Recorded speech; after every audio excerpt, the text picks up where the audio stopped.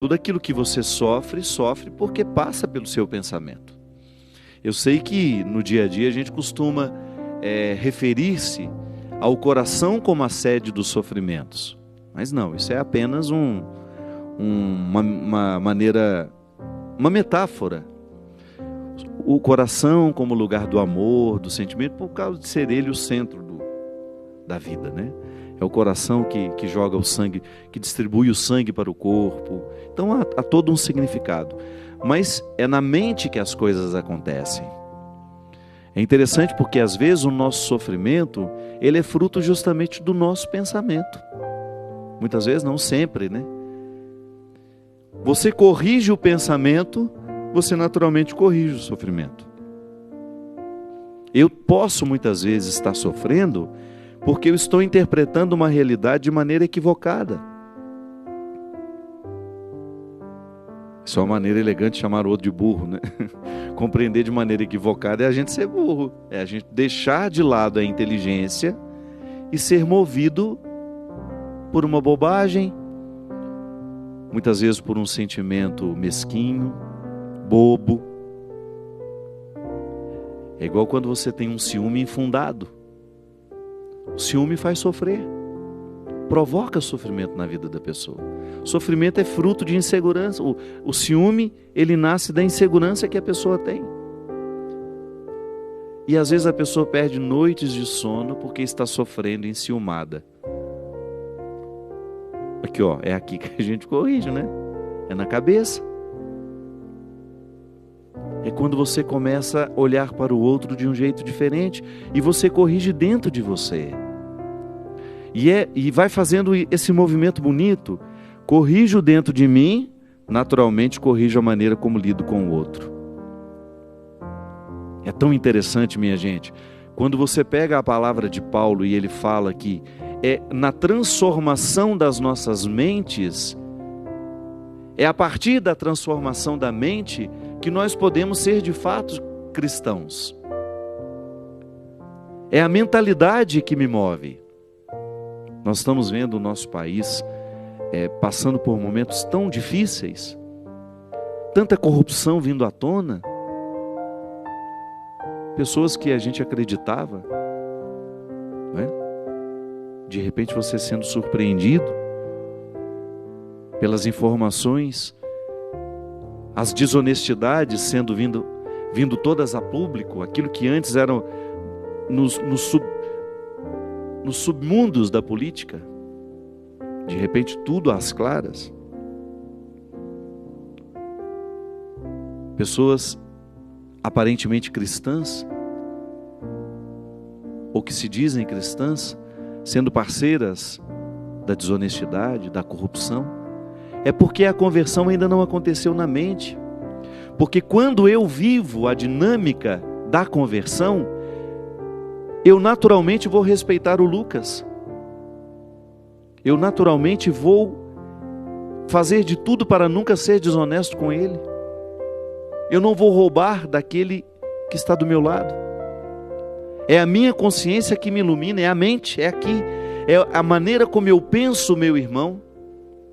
Se de repente eu sou prefeito de uma cidade, se eu sou governador, se eu sou o presidente da república, eu tenho que olhar para o bem público como uma oportunidade que eu tenho de administrar este bem público para que todos possam usufruir, e não para o meu benefício próprio.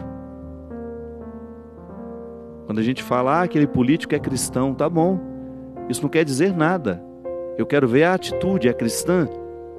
O passado, a idoneidade, o que escolhe viver dentro da política, o bonifica como um cristão de verdade, o expõe como verdadeiro cristão.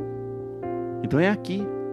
Então é na nossa mente, é na nossa cabeça que todas as transformações podem acontecer. E é preciso estar muito atento para que essa mentalidade também passe pelo crivo do sofrimento.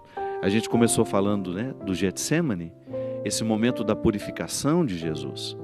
A gente dizia que o Getsemane é aquela pedra que vai esmagar a oliva para que ela libere o azeite.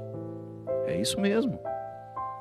A minha mente precisa passar pelo processo da purificação. E a gente não cresce, a gente não fica mais justo na alegria, a gente fica mais justo no sofrimento, quando você precisa encarar as suas desonestidades pessoais. Porque todos nós somos vítimas de nós mesmos. Todos nós carregamos este peso de nem sempre fazer o bem que a gente sabe que deve fazer. Então eu vou vivendo essa purificação, vou transformando o meu coração, a minha mente, à luz desse evangelho que me é exigente, que me exige mesmo diariamente.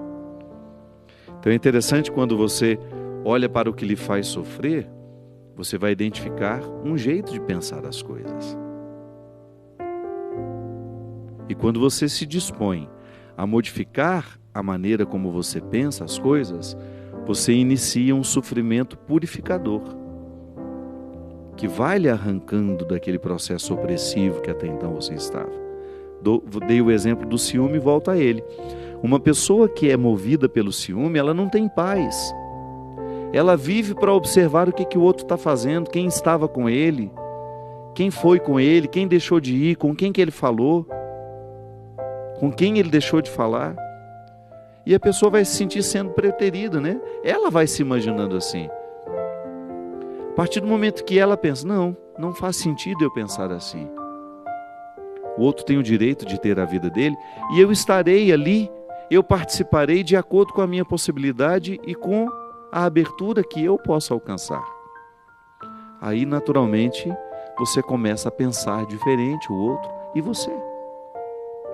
Agora, quando eu percebo que o meu pensamento é capaz de me libertar das minhas angústias, você ganha um grande aliado, que é a reflexão. A reflexão é o melhor remédio para curar as nossas angústias, os nossos sofrimentos, porque quando refletimos com sabedoria, com equilíbrio, a gente tem uma possibilidade de expulsar de nós os sentimentos opressivos. Dá certo, viu? Eu sei que pensar ultimamente tem sido difícil, porque a gente chega tão cansado em casa, a gente vive com tanta correria, que nem sempre nos é possível parar, fazer uma reflexão da vida, ou fazer uma oração que lhe faça refletir a vida.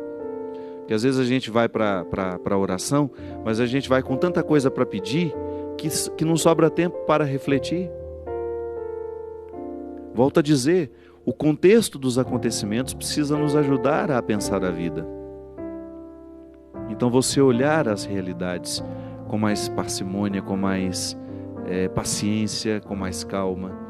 E você tendo a oportunidade de arrancar do coração e da mente tudo aquilo que está sendo opressivo na sua história. Eu, particularmente, penso que quanto mais a gente traz a reflexão para a nossa vida, mais a gente vai ficando libertado.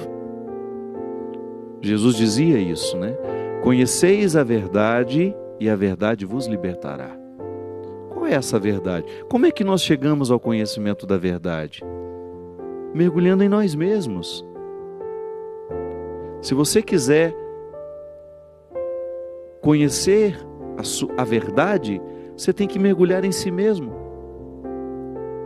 É aqui dentro que tudo está revelado.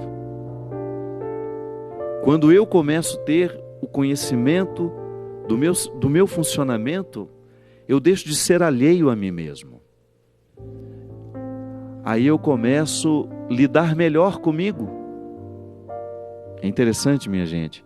Também muitos dos nossos sofrimentos nascem e são mantidos porque a gente não sabe lidar muito bem com a gente.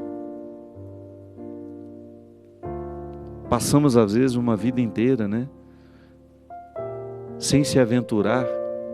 A gente passa a vida sem se aventurar na experiência do autoconhecimento. A gente vive para fora demais.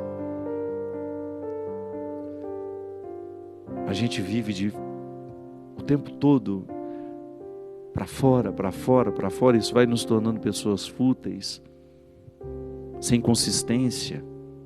E é tão triste isso. quando você percebe que está lhe faltando consistência. Porque quando nos falta consistência, a gente não para em pé. Do ponto de vista humano. Jesus deu conta de viver o Getsêmani dele, apesar do sofrimento, apesar de ter achado difícil, a Sagrada Escritura nos diz isso. Ele deu conta por causa da consistência humana que ele alcançou ao longo da vida. Jesus não brincou de ser gente. Ele levou a sério a possibilidade de ser o filho de Maria, de ser o filho de José.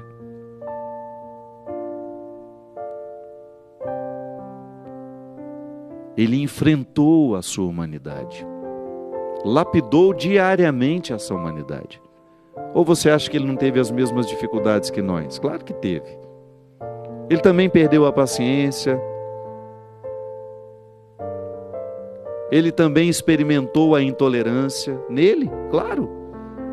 Mas foi ali, lapidando, entrando em consonância com a essência divina que lhe era inerente.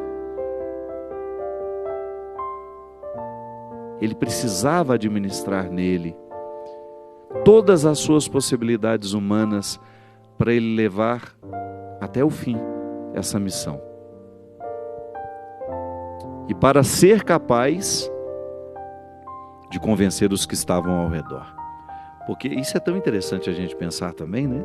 Que essa coerência pessoal de Jesus é que deu a ele os seguidores que ele teve. Foi prestando atenção nessa humanidade tão atraente que as pessoas começaram a seguir Jesus. Eu sempre gosto de diferenciar isso. Antes de fazer uma experiência de Jesus, Filho de Deus, as pessoas faziam uma experiência de Jesus, Filho de Maria e José.